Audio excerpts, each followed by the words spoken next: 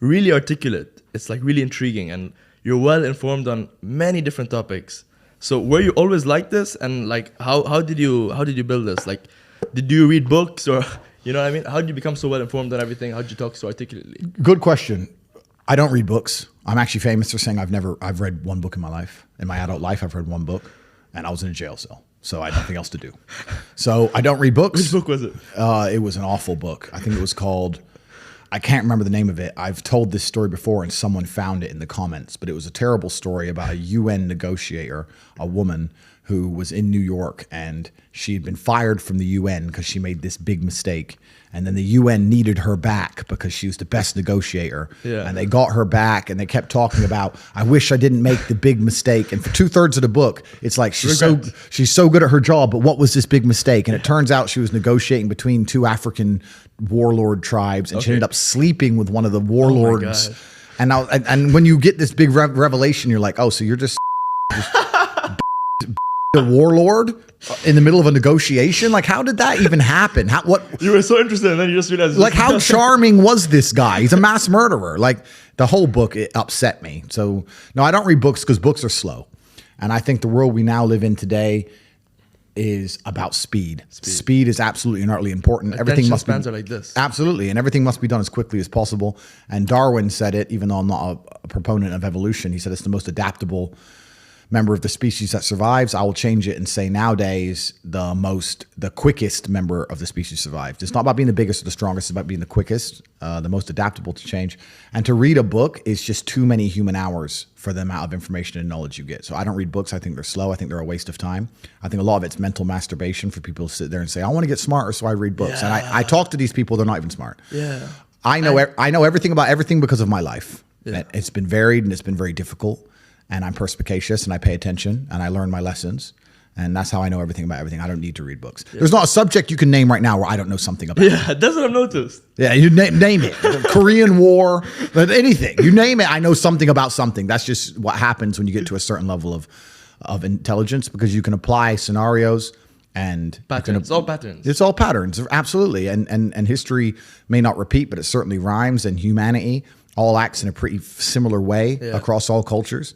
And once you get an X amount of knowledge in one place, you can basically apply it and extrapolate it out to anything. Anything, yeah. No, and you're right about the reading books thing. A lot of people, there's like this new, like basically they become like self-help junkies, where they're just trying to seek self-help books, and they think to themselves like, I'm doing something productive because I'm reading a book. But actually, you have so much work that you could actually do to actually like implement what the book says. You know what I mean? Well, the thing is with reading a book is it's a reward without any risk. And this is why I think a lot of people are proponents of reading, and they say reading, because nothing can really go wrong besides wasting your time in life, of course, but they don't believe that. I am a much larger proponent of larger risks and larger rewards. If you want to learn about self-help, if you want to understand yourself and see what kind of man you really are, and learn how to fight through adversity, and learn how to get up when life's difficult, and learn how to control your mind, and learn how to struggle, then you can go to the boxing gym. And you can get your ass kicked. You do not need to read any books. Yeah. You need to get in the gym, walk in there, and say, I'm going to fight the best fighter here every single day, and not quit until you can eventually beat him. But most people are not man enough for that. So instead, they'll read a self-help book, and they'll sit there and try and talk to me about mindset. I learned my mindset in battle. My mindset is 87 professional fights. My mindset was learned in the reality of the real world. Yeah. I don't need to read a self-help book. I don't need to read about motivation or confidence. I've been in the cage smashing people's faces in. I don't need to learn any of that stuff. So I learned in reality, and reality is always going to be a better teacher than a book, because you're not learning when you read books. You're regurgitating. You may be reading, but I don't believe you're truly learning. My coach used to say, if it doesn't hurt, you didn't learn. And I think he's completely right. And it's the same with entire life. You see people make the same mistake over and over again until it eventually goes really wrong. Yeah. And it's only then they'll change. Then they change. So absolutely. So I learned how to become self-disciplined and become self-motivated and work hard. And I learned how to face adversity and find strength within myself I didn't know I had, because people were trying to kill me inside of a cage. And you cannot replicate that by reading pages of a book. No. So it's a waste of time. Yeah, you don't need to read about other people's experiences because you have enough of your own. Absolutely. And so I'll actually say here right now, I'm a massive anti-reader. I think it's a mistake. Yeah.